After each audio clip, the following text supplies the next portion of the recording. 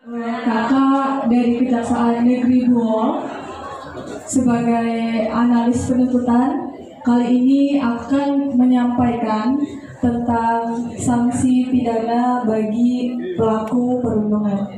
Nah, sebelum kita masuk ke sanksi pidana atau hukuman apa sih yang diberikan kepada pelaku perundungan, kakak yakin seperti yang Ibu Guru bilang, adik-adik semua di sini pasti sudah mempelajari atau mengetahui perundungan atau bullying itu adalah segala bentuk penindasan atau kekerasan yang dilakukan dengan sengaja oleh satu orang, dua orang, atau lebih atau satu kelompok kepada seseorang atau kepada sekelompok orang lainnya yang lebih lemah, yang dilihat lebih lemah, dengan tujuan untuk menyakiti dan dilakukan secara terus-menerus.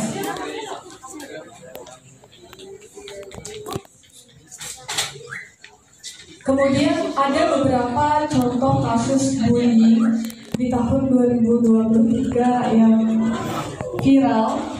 Kalian semua yang punya sosial media pasti tahu dan pasti pernah melihat berita ini bahwa salah satunya ada anak SMP diikat di pohon katanya untuk merayakan ulang tahun.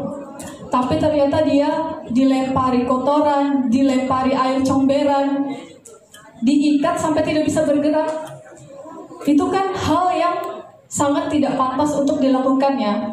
Karena apa yang ditumpahkan ke badan si anak SMP ini adalah air comberan yang kotor. Kita tidak tahu ada penyakit apa aja yang bisa disebabkan oleh air comberan itu.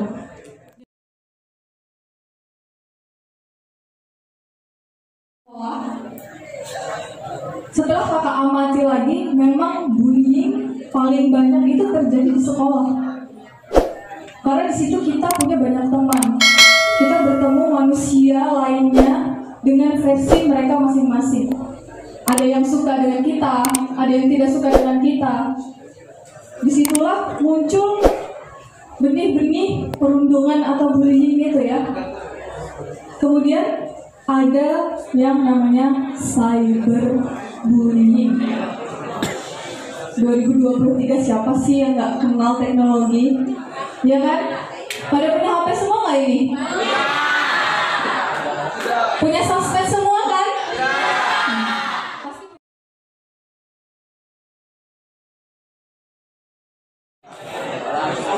Kemudian yang terakhir itu adalah perundungan seksual.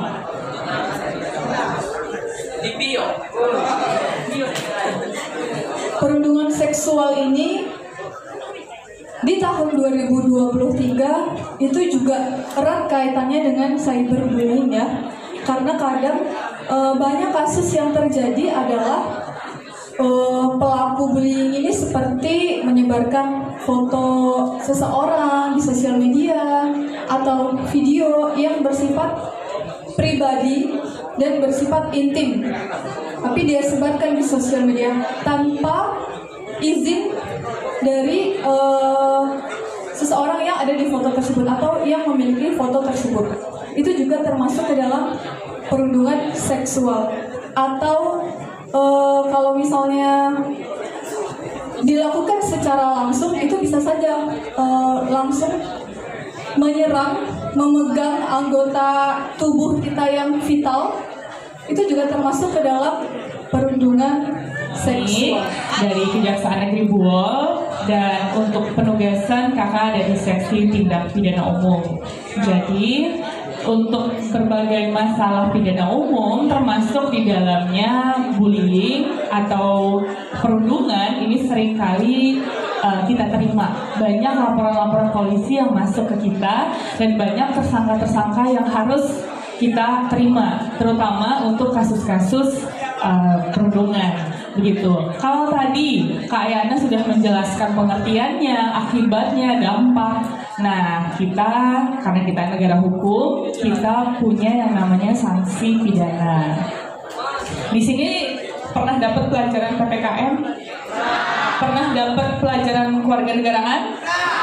Tahu kalau Indonesia itu negara hukum? Tahu kalau kita tunduk pada hukum yang berlaku? Tahu. Berarti setiap perbuatan kita itu ada apa?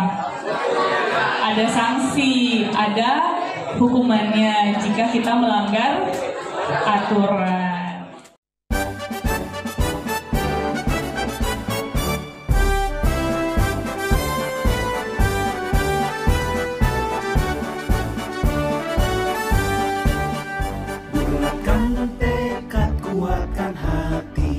Baca nih dari sekarang, gitu ya.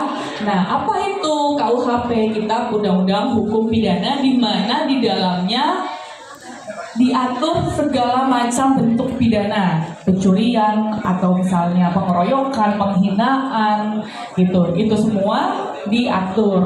Lalu apa sanksinya? Untuk pengeroyokan, barang siapa terang-terangan dengan tenaga bersama menggunakan kekerasan terhadap orang. Ini agak susah ya kalimatnya ya. Jadi simpelnya adalah yang dilakukan oleh lebih dari satu orang. Misalnya gimana nih Kak? Misalnya kalian gak suka sama teman kalian. Oh, kamu udah merebut pacar saya tidak terima, harga diri saya terinjak-injak. Begitu. Nah, akhirnya kalian ajak teman kalian, geng kalian. Di sini ada nih nggak geng-gengan?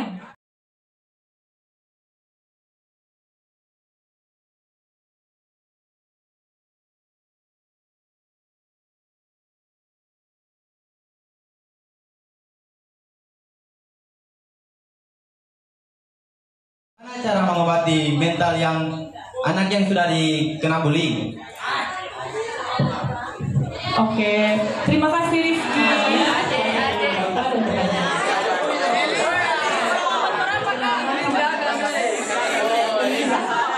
Eliza, bagaimana cara mencegah pembulian lewat medsos? Terima kasih Eliza. Bagaimana cara mencegah pembulian lewat medsos? Sudah 3 pertanyaan ya. Tadi ada yang nanya, kita buka lagi untuk 1 pertanyaan. Tadi yang mau tanya siapa? Yang angkat tangan juga, Tina. Ya? Nah jadi, bener. Nggak penasaran nanti jawabannya. Mumpung ada waktu boleh ditanya. Nanti kalau ada kesempatan lagi, menyesal. Pertanyaan saya, bagaimana hubungan sama anak yang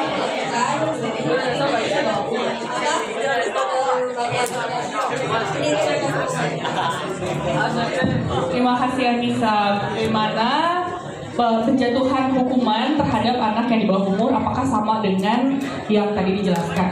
Oke, ada 4 pertanyaan.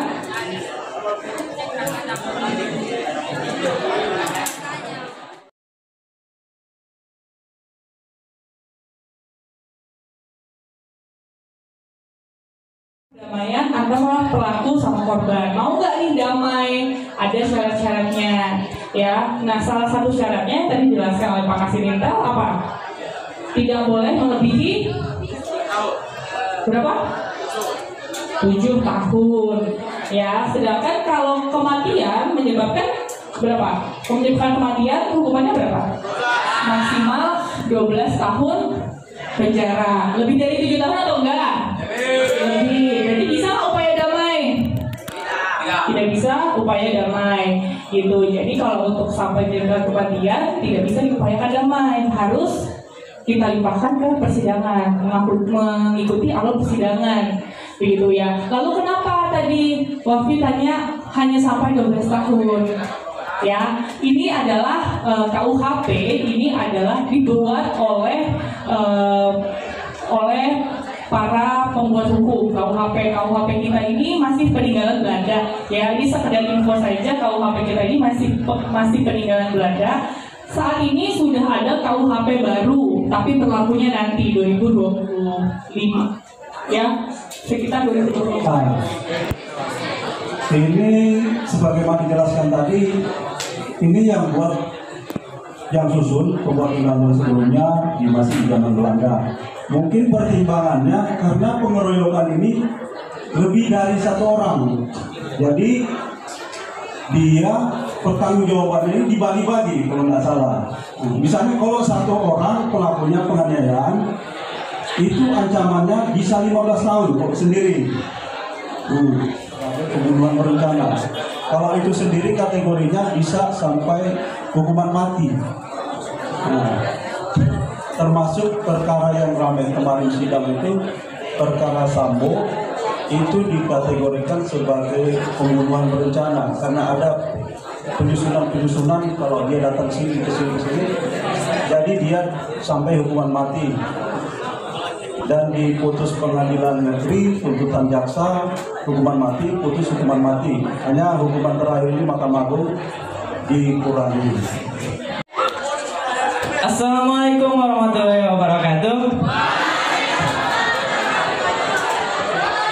Kak, mau nanya gimana cara mengetahui korban yang kena bullying? Anak yang kena bullying. Enggak tahu.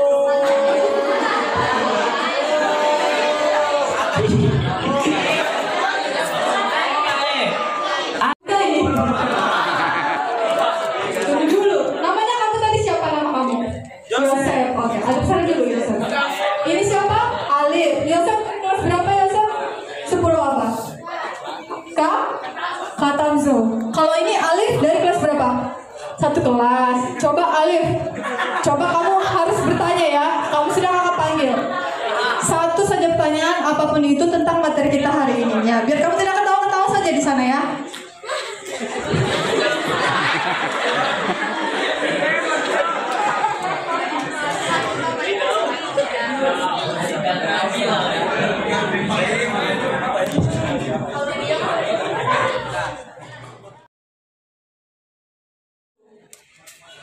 Berusaha mengingatkan, jangan diolok-olok dia, jangan seperti itu, tidak baik gitu. Kalau kamu marah, sudah cukup marahmu, jangan sampai seperti itu. Karena tidak mungkin kalian ini tidak memperhatikan satu sama lain.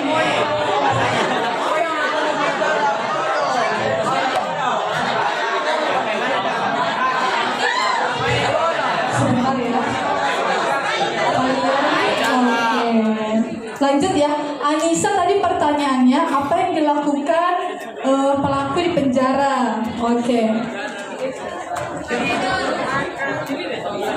12 tahun dia di penjara, bertahun-tahun dia di penjara, apa yang dia lakukan? Pertama, ya dia sama melakukan kegiatan sehari-hari seperti kita ya. Cuman bedanya mereka di penjara. Mereka tidur, mereka makan, minum, mandi, dan sebagainya, itu yang pertama. Kemudian yang kedua, mereka pasti melakukan kegiatan-kegiatan yang membina diri mereka. Seperti contoh di Leok ini, di Lapas Leok, mereka itu dibina untuk melakukan kegiatan-kegiatan yang bermanfaat, yang positif, dan juga yang bisa menghasilkan karya-karya yang bernilai uang gitu. Contohnya, mereka itu membuat kerajinan, dibina untuk membuat kerajinan tangan dari ada serpihan-serpihan kayu, terus dia buat kerajinan tangan bentuknya seperti kapal. Tapi bedanya mereka tinggal di tempat yang terbatas, mereka tidak bisa keluar dari penjara itu. Tapi meskipun mereka bisa melakukan aktivitas sehari-hari ya, tapi tetap tidak enak tinggal di penjara itu. Karena kalian itu kalau di penjara tidak dapat tempat tidur, satu orang tidak dapat